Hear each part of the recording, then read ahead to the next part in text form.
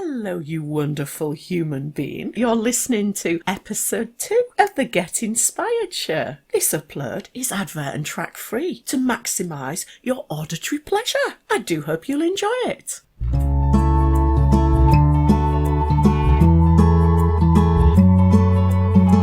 Good morning. You're listening to Smile Radio. This is the Get Inspired show with me, Adele Clough. I'm a life coach inspiring everyone to live their happiest, most fulfilling life. Today's show is all about laughter. It's one of life's greatest gifts, and it makes our often confusing existence a much more pleasurable one, I think. Let's get ready to get our giggle on, my friends. In the first half hour of today's show, we're going to talk about why we can all benefit from laughing more. We'll have some brilliant comedic music to help get us in the mood and release some of our chuckles. Plus, I'll take a listener's question. Then just after 9:30, I'll be joined by comedic band Lewberger, who hail from California. They've been featured on BuzzFeed's YouTube channel. Their song, I Wish I Could Be a Disney Princess, has been viewed almost 22 million times. Here's a little bit of a taster of them for you now. That was a taster of Lewberger's I Wish I Could Be a Disney Princess. I'll be chatting to Keith Habersberger, Alex Lewis and Huey Stonefish, who are collectively Lewberger, about why they choose to create music that makes people laugh and also what their exciting plans are to release a new comedic album. They'll be with us just after 9:30, so stay tuned. This is the Get Inspired show on Smile Radio. I'm Adele Clough and I'm a life coach. I inspire people to live their happiest, most fulfilling life. If you'd like to find out more about me and the work I do, just head over to my website, adeleclough.com.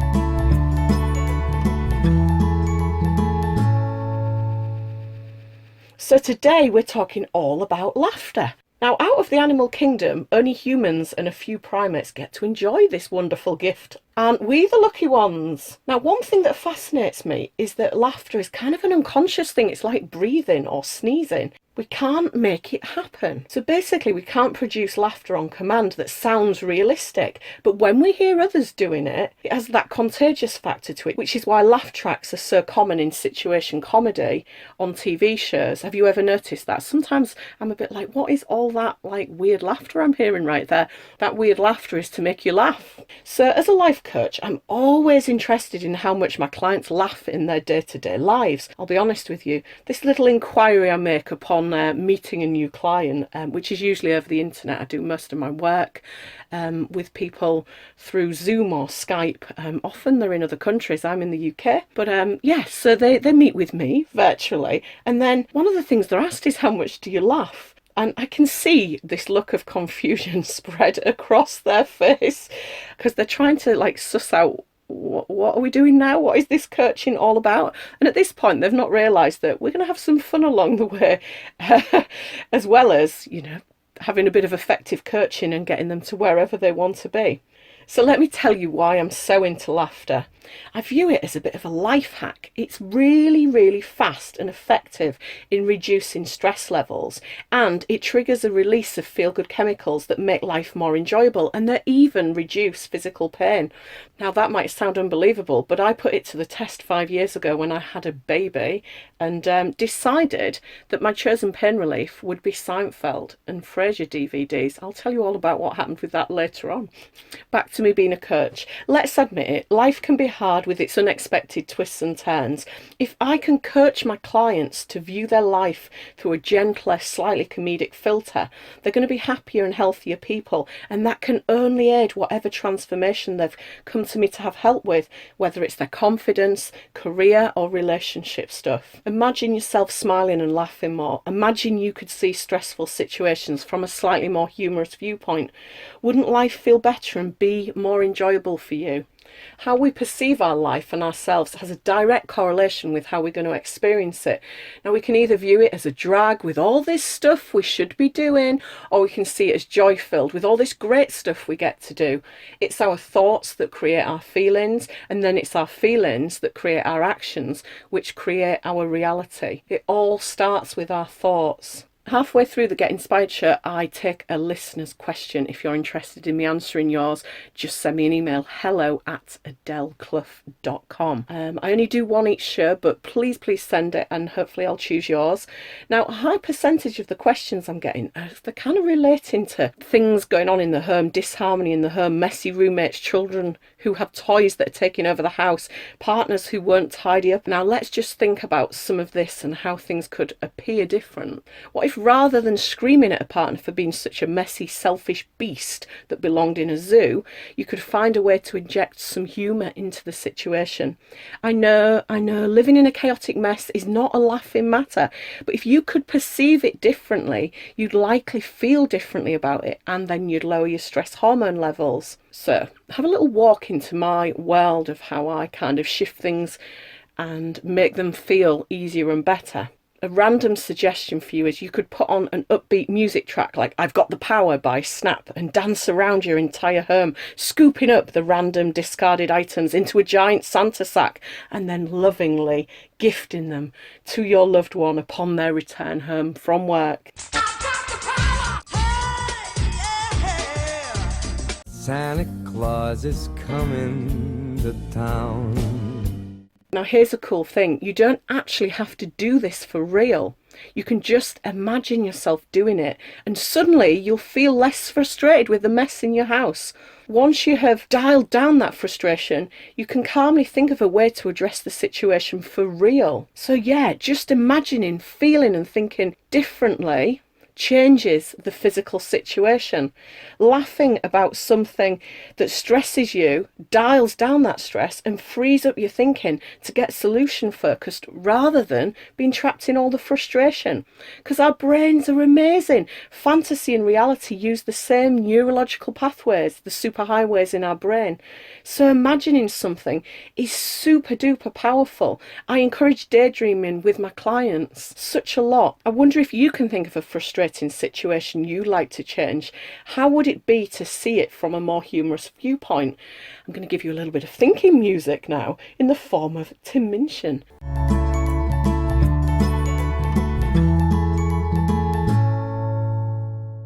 Tim Minchin's It's Not Perfect, playing that on Smile Radio. This is the Get Inspired show. I'm Adele Clough. I'm a real fan of Tim Minchin's. His songs are super funny, but also they've got some really good serious messages behind them.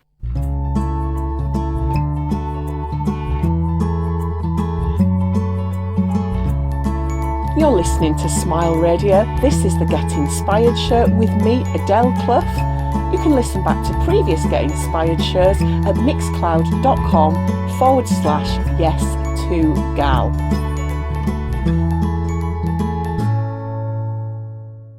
I'm going to talk to you a little bit now about friends. Some people keep like their old friends from years gone by, don't they? And it's a weird one, isn't it? Like when you're at primary school, like they're in your class, that's it. That's the common factor. That's all you need. Be their friend. You like going on the swing? Me too. Let's be best friends. But as we get to be an adult, we think it's quite hard, don't we, to like make new friends. And we end up often stuck with these people who, still the only thing we have in common is that we both used to like being on a swing when we were 5. I'm not sure that that's a solid foundation for adult friendship. So I'm inviting you now to do a little stock take of your friends. Now, I wonder which one of them are kind of like moaning minis. Let's just straight away make the distinction between friends with depression or those who have got difficult life circumstances going on.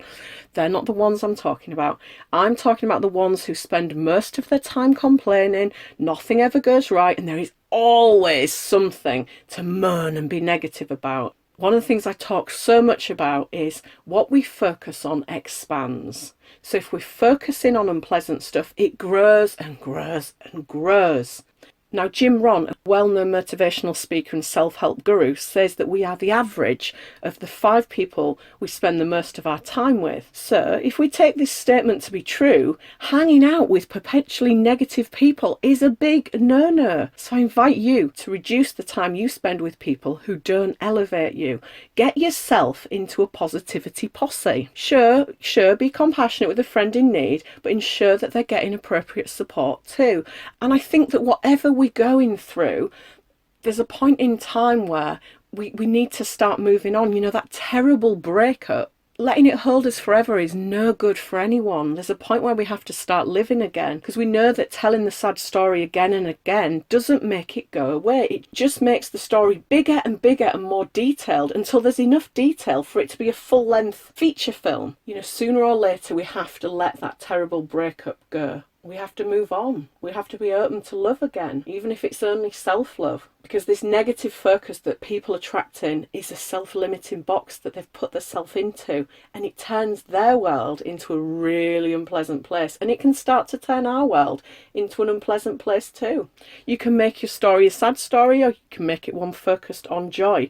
The same events happen, but the lead character, you, can grow and learn from the setbacks, or you can be a victim and experience life again and again as a victim. So my father only saw me once soon after I was born. That was it. He saw me and then he was gone. I know, that's some pretty bad behaviour right there, really, isn't it? Now I can focus on that time in my life, and I can feel neglected, and I can feel unworthy of love, or I can be grateful. That guy was an alcoholic with violent tendencies. I'm really glad he exited my life so hastily. You know, he did what was needed by gifting my mother his life essence to create me. And I am grateful for that. Also, I'm grateful that I've got a healthy perspective on drinking in moderation. But just imagine, what if I'd gone down the victim path? Would I be doing this show right now? Would I coach people to live their most fulfilling life? Would I do motivational speaking? I don't think so. I think I'd be a really different person, and I don't really like the thought of who that person would be. I've got a real feeling I wouldn't want to be a friend one bit. I'll be honest with you, it's not always easy to change over your thinking. I could have slipped into being a victim, I know I could, but I had to make the choice again and again to see my life in the most positive way and to believe in a happy, bright future, which I stepped into. It was hard, but it was worth it. So, I'm inviting you to do the same. Let's have a little thinking tune while you're hastily cancelling plans with your negative buddies and booking in some exciting new plans with your fun friends. Here's Flight of the Conchords with their song, Friends.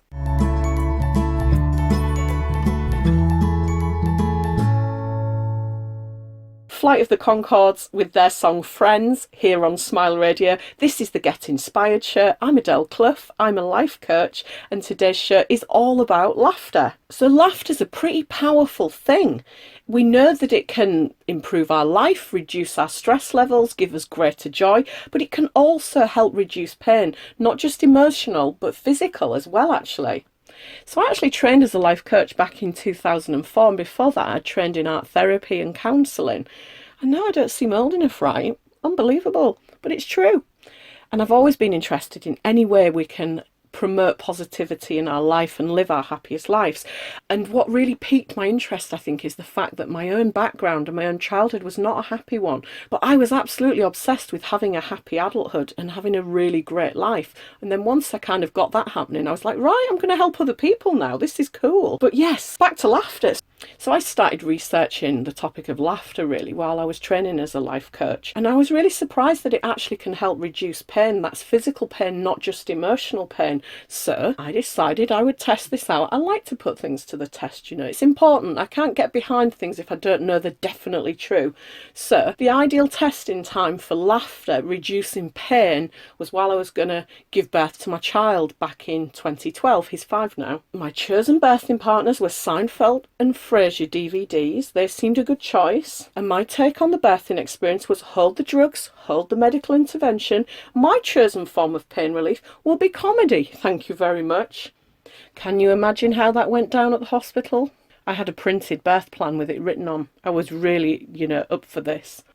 And I think, really the midwives were a bit like, yeah, this is all very lovely, lovely, lovely thinking. But I think when the main event comes, you might not be wanting just a bit of laughter. Maybe something a little more hardcore. Can I offer you a spinal block? Shall we have a little bit of music, and then I'll come back and I'll tell you how that went. I will give you a little tidbit of information there before I play this song. My baby was 9 pounds 5 ounces, and that is a big baby. So let's have some music now by the Bare Naked Ladies. This is If I Had $1 Million.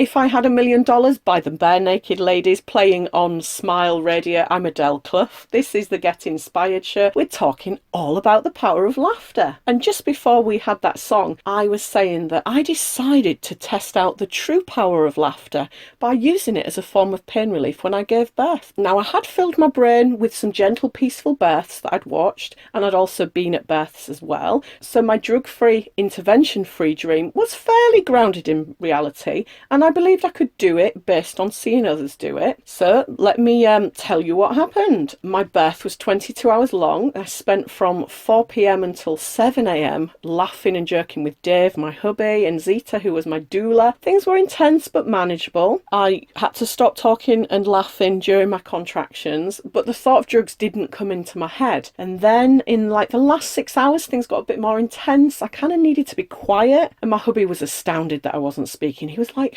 "Who is this woman?" Because you might have noticed I talk a lot. I mean, I never shut up unless I'm asleep. So in that kind of last 6 hours, I was using like a hypnobirthing CD. I had a bit of gas and air when baby got into an uncomfortable position. And then once baby moved, I just stopped the gas and air, and comedy kind of came back in at that point. Like the pinnacle point where baby's coming into the world. As baby's head crowned, I experienced the ring of fire I'd be told might happen. And in my head, I sang Ring of Fire by Johnny Cash. You know, and it burns, burns, burns. That one. Now, nobody believes me when I say I did that, but I honestly did. And then I breathed out this whopping 9-pound, 5-ounce baby without any medical intervention or drugs. Nobody was coaching me to push or anything like that. Just kind of breathed him out. So yeah, basically I laughed my huge baby into the world. But I just have a quick word of caution. My cheeks were really painful afterwards from all the laughing. But it was the coolest experience ever, and I'm so pleased that I did what I wanted to do, had the birth I wanted to have, and was true to myself, because really for me, life is all about laughter and fun. So yeah, I did it. And my birth story has just generated so much laughter. People just think it is absolutely hilarious. And the lesson in that is, don't take yourself too seriously. I'm really happy for people to laugh at me. And I was okay when I was pregnant and saying to people, yeah, I'm going to use like a bit of comedy to get me through my birth. I was fine with people laughing at that and thinking I was ridiculous, because I think that's how I am generally. I tend to be on the ridiculous side.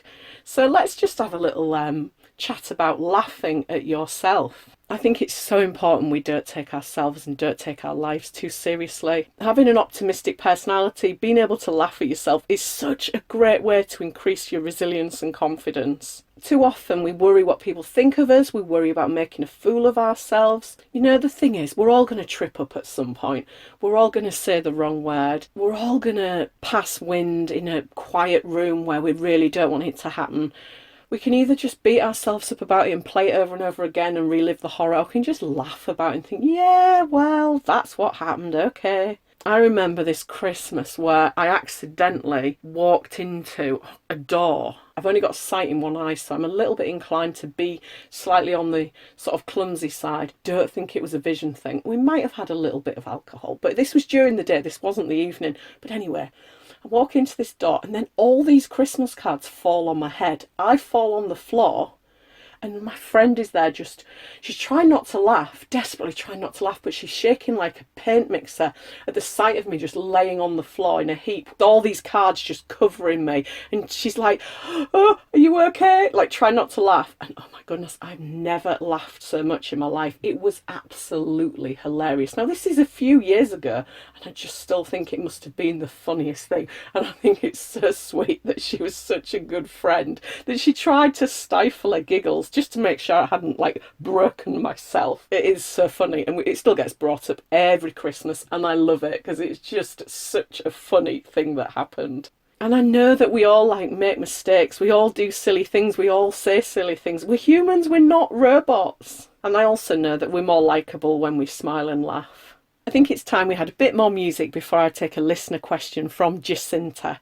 Now, she's needing some help with an unpleasant early morning wake-up situation. I'm here to help with that. But while I prepare my answer, here's a little bit more fun music for you. This is Let's Generalise About Men from Crazy Ex-Girlfriend.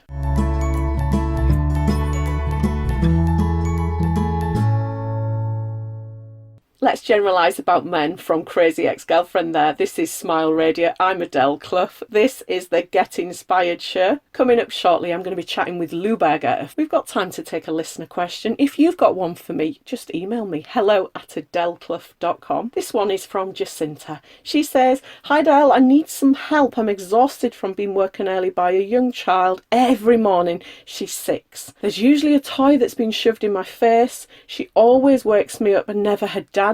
Maybe it's because I sleep nearest the bedroom door and I'm an easy target for Peppa Pig to find. When I go to sleep, I find myself dreading this early morning wake up. How can I change the situation?" Thank you so much for your question, Jacinta. Let's focus on what you'd like to have happen first then. As a quick fix, I wonder about you trying switching sides with Daddy, or at least agreeing some kind of 50-50 sharing of these Peppa Pig inspired wake up.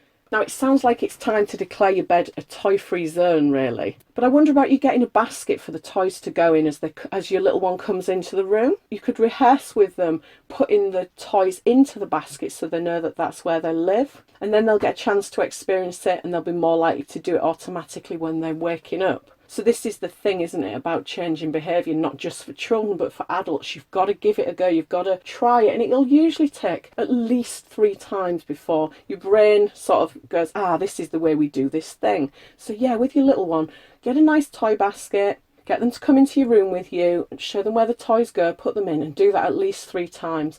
And then the next thing is, I think, role play a nice way that you can be woken up by your little one. Maybe they climb up on the bed gently and quietly, and they use gentle touch to wake you up. Now, I use the term gentle touch with my little one to describe how I like them to touch me, because it's so much nicer to talk about what I do want and how I do like to be touched than to say, stop being rough, I don't like it when you rough and tumble with me, mummy doesn't like that. We all, not just children, but we all respond better to an explanation of what we'd like, what our expectations are, what makes us happy. So yeah, explain it to her. When I wake up, I like gentle touch, please. It's like this. Stroke my arm gently like this, like I'm a kitten. That's a nicer way for you to touch me. And then when they do this, offer some praise to them. Thank you so much for waking me up with gentle touch. It was a lovely way to start the day. So I really hope that's helpful, Jacinta. I know it's super, super tough to be woken up early. I completely understand why sleep deprivation is used as a form of torture. Just stay positive, stay focused on what you want, keep talking about what you want with your partner and with your little one. And I invite everyone else to take from that lesson of talking about what we want and leaving behind what we don't want. Staying focused, positive focused, it always gets us where we want to be. If you have a question you'd like me to answer on the Get Inspired radio show, you can email me hello@adeleclough.com. Can you believe we're already halfway through the show? So we're going to shake things up a little bit in the second half of the show. I'm going to be joined by comedic band Lewberger. Now they know a thing or two about laughing. The Get Inspired show is all about inspiring you to change your life and unleash your full potential. You're listening to Smile Radio. This is the Get Inspired show. I'm Adele Clough, and I'm joined now by Lewberger, who are a comedic band from California. Good morning! Good morning. How's it going, Adele? Hi. Yeah, it's going great. How are you guys doing? We're good. Alex and I just had some big croissants. Yeah, they were nice and warm, fresh out the oven. Oh, so good. Nom nom noms. And then we've got Huey on the road driving. Yeah. Where are you, Huey? What are you doing? I just played some shows up in San Francisco at a hotel bar lounge, and I'm driving back from San Francisco to Los Angeles to play some more shows this evening in LA. Wow, gosh. Let's dive in, shall we? Let's do it. Yeah. First of all, what is Lewberger? So Lewberger is our comedic band. It's the 3 of us. It's Alex, Huey, and myself, Keith. So Lewberger is Alex Lewis and Keith Habersberger. That's sort of where the name Inception came.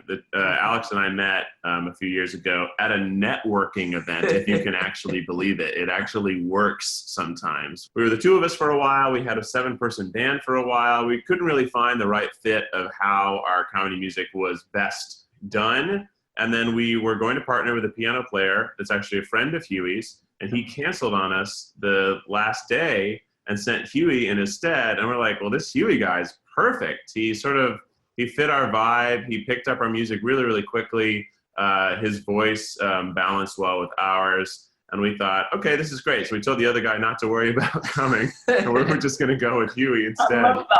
That's really serendipitous. Yeah. Huey was in. Yay! Yeah. Yeah, it worked out well for me. And then we've just been creating comedy music, and we've done a live musical. We've done a lot of little video projects. You've seen a lot of Lewberger videos through BuzzFeed, as I used to work there. And so we've just done a lot of different projects driven by the fact that we really like making comedy music. And some people are like, what's comedy music? I'm like, well, it's funny music. I don't know how to describe it better. You know, what really is special about Lewberger is we are, how do I phrase this?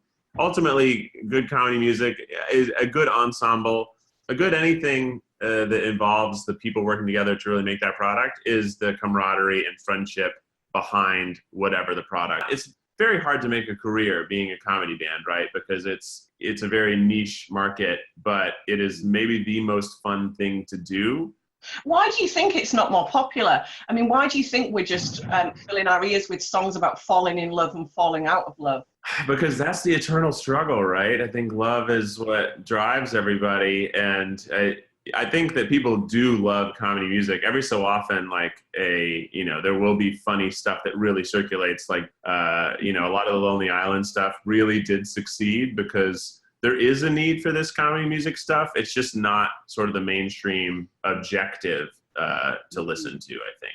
I think it's also part of just like how music is distributed currently, which, the people that get the most exposure aren't necessarily looking to promote comedy music. For instance, most terrestrial radio in the States doesn't really play just comedy music. And usually you'll only see comedy music if it's attached to a video of some kind. I think too, people use music for a certain thing, to sort of access and expand upon certain emotions.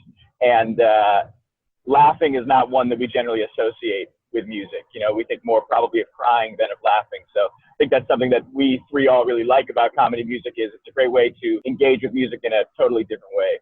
And put a smile on your face. Yeah, we like that at Smile Radio, indeed. I was going to say your song that was on BuzzFeed, If Men Were Disney Princesses, that's had over 21 million views. Yeah. I like to joke about it being like a near perfect comedy song. Every single line is a joke, and every single line feels like an inside joke. It's not a blatant joke. You have to have the knowledge of the Disney movie already to get it. So it's a highly reference-based comedy song, but every single line is a joke that actually relates to your childhood. So for some reason that really is more popular because I don't know, it's a commentary on women in Disney movies, as well as a highly referential song about jokes you would get growing up. And then also it is stylistically sounds like a Disney song in how we sort of orchestrated it. So that song is super old, and we performed it in every show ever, and it always kills all the time. It's just sort of a perfect song.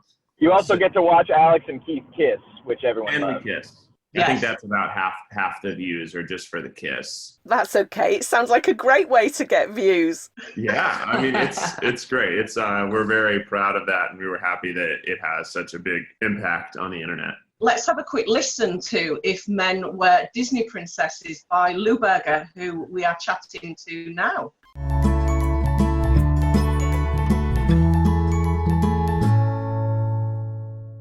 I Wish I Could Be a Disney Princess by Lewberger, playing here on Smile Radio. What a fun song! And I'm chatting with Lewberger right now.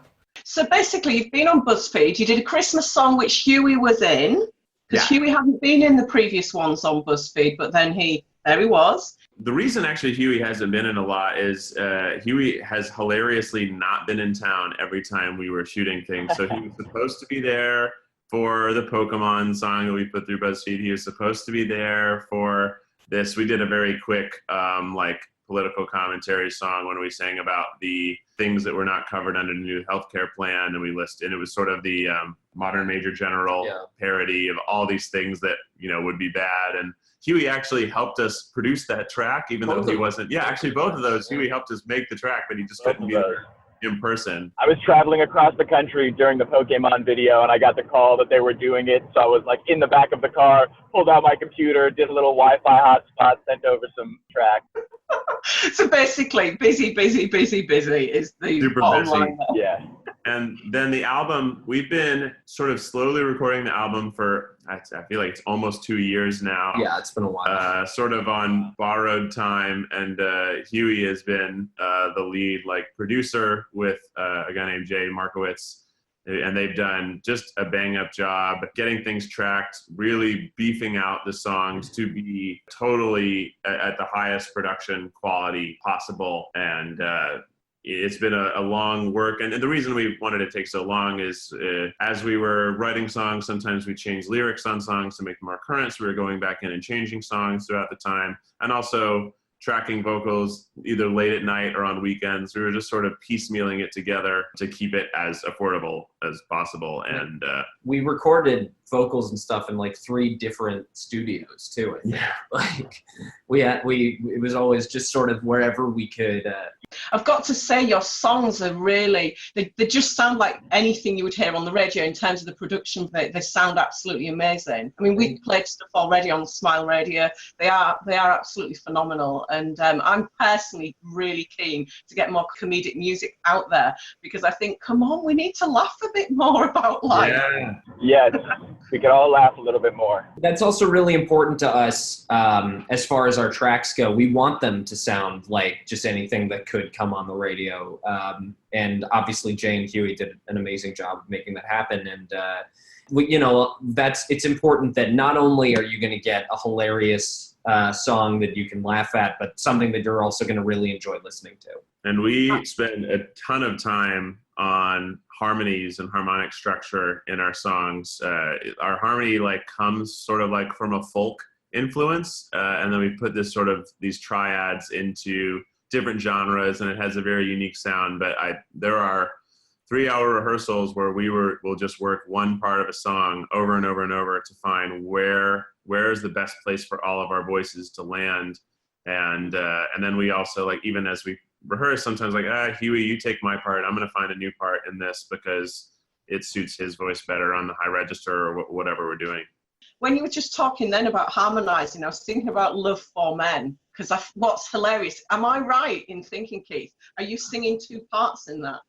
Yeah, I think I am singing 2 parts in that. Absolutely, you are. That was a funny song, because that we threw together for Try Guys' YouTube Red Show Squad Wars, and we got that song produced in a week and a half or something ridiculous. No, it's fabulous.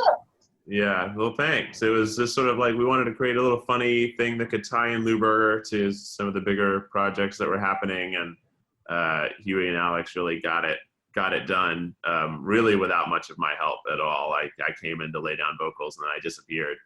So these 2 guys really got it up to snuff. Shall we play it so everyone can hear it? See if people can identify that Keith is singing 2 parts, which is hilarious in itself. So this is Love for Men by Lewberger.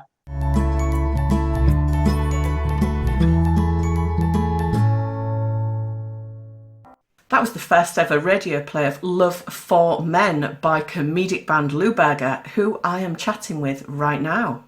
So yeah, one of the things I wanted to pick up on was the fact that you're all really musically talented. So you all sing really well. Huey is a composer. Is that right, Huey? Yeah, composer, music producer, songwriter. So you've basically all got a really strong footing already in music. So why did you go to comedy end rather than wanting to shoot for more of a mainstream sound? For me, comedy has been great because I love to laugh and make people laugh, and as it turns out, I really enjoy hanging out with comedians. So like we were sort of talking about earlier, music has been a great thing for me to really access a lot of sad or deep or pensive emotion. But as I get older, I want more and more to be able to take it easy, take a load off, and have a good time. To be able to make music at a high level with two other great musicians and have the whole point of it be just have fun and make people laugh is actually a blessing, is what it feels like. Yeah, I mean, Huey actually is the one out of the three of us who does the most serious non-comedic music as well. He's a great piano player. He went to Berkeley for music. He really is the most music-centered of us. I grew up playing French horn and in orchestras and bands, and was a very good French horn player. And when I went to college, I was in theater and music performance, and you can't physically be at a matinee of an orchestra and a matinee of a play at the same time. So for me, doing comedy music was a way to combine two things I was super passionate about and really not drop the musical part of my life. Because I did drop the music major and stop playing French horn, which I still play sometimes, but to be able to sing and create music in that way is very important to me. And then Alex, who comes from the most musical theater background, obviously most musical theater is probably the only place you can really get lots of comedy music all the time.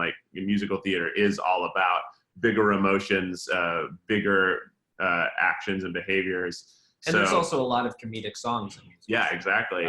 And then I come from more of just a musical improv comedy background than I do as far as my songwriting goes. I'm so impressed by people that can write really serious songs, but I just find it more fun to write comedic stuff. Yeah, absolutely. And I think that's a good enough reason. Have you got any plans to come over to the UK? Oh, I mean, in our dreams, I actually... We would love to. Go ahead, Hugh. No, I just interrupted you to just really emphasize how much we would love to be in the UK, playing music out there. Yeah, we want to figure out a way to, tour domestically to our country and do music, but also internationally at some point as well. And just, to be able to, live performance is the best thing, right? Because everyone talks about the internet being such a fast way to get your feedback, but live is you are getting the feedback concurrently with your performance. And it's such a different beast, and no two audiences are the same. And, every show is a moment that only you and the audience share, and you'll never have that moment again with any other audience. So it's just such a more unique thing. So for us to be able to perform live in different places is really the goal. Because you have got fans everywhere. I know when I see you do little Instagram lives and things, you can see where people are telling you where they are, that you've got plenty of fans in the UK and actually worldwide as well. Yeah, it's funny actually when we do our little Instagram live streams, I feel like we have a large amount of UK people commenting. I don't know if it's due to whatever time we're streaming or what, but it just seems like we'll be doing it in the afternoon and we'll have all these people who are I was about to go to bed and now they're watching, and we patched people in and sung to them. And I think about 80% of the time they're European, which is really fun. Yeah, and we would definitely love to come to the UK, and I think it's definitely in our psyches that we want to do that, at some point. We'll see what happens with the album, and we're crowdfunding, so we'll see what the fruits are of those labors.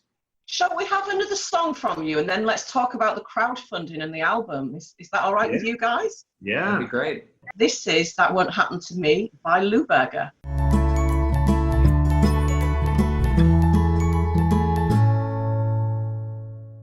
That Won't Happen to Me by Lewberger on Smile Radio. I'm chatting with Keith Habersberger, Alex Lewis and Huey Stonefish, who are collectively Lewberger right now. You might have seen them on BuzzFeed before. Shall we talk about crowdfunding and about the album then? What is happening? What is the plan? I want to know everything. Wow, the plan. So we're making a Kickstarter to sort of help us get awareness and get just the last bit of the album funded. A lot of it, like I said earlier, is pulling favors, but at the same time, we don't want to not pay people for their work.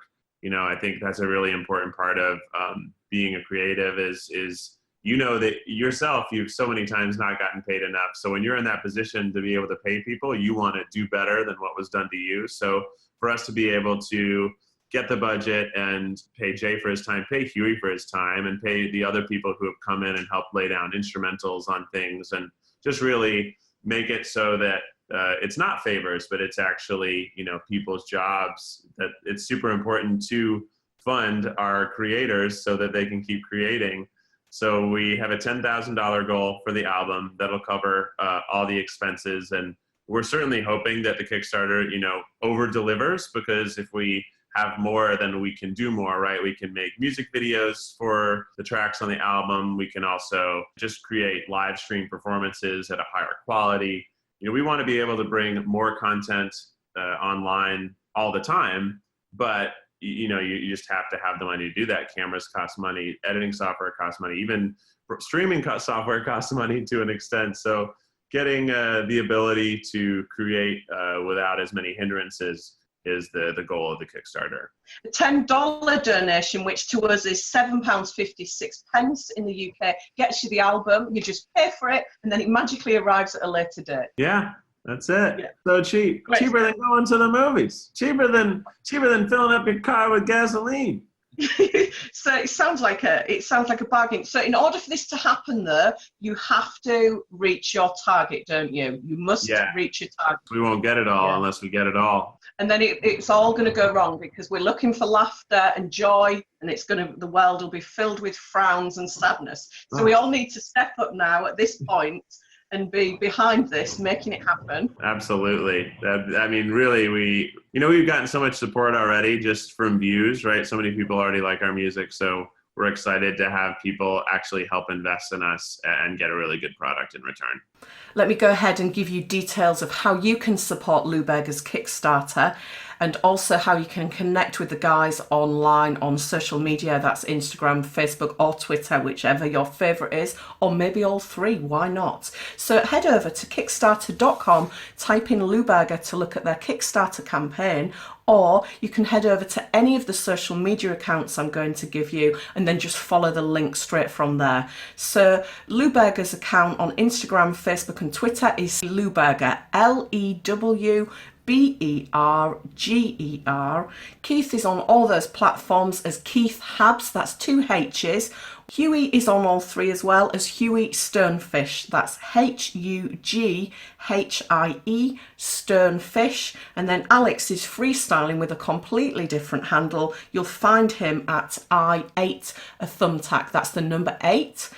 Please get behind the guys, support them in their quest to spread laughter around the world. They really are amazing, inspiring guys.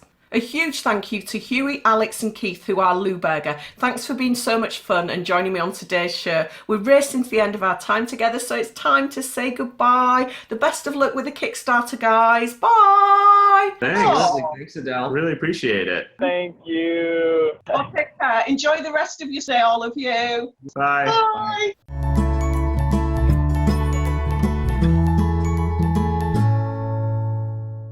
If you've enjoyed this episode of the Get Inspired Show, please feel free to like, subscribe and leave me a comment letting me know your thoughts. And as always, remember that you're precious and take good care.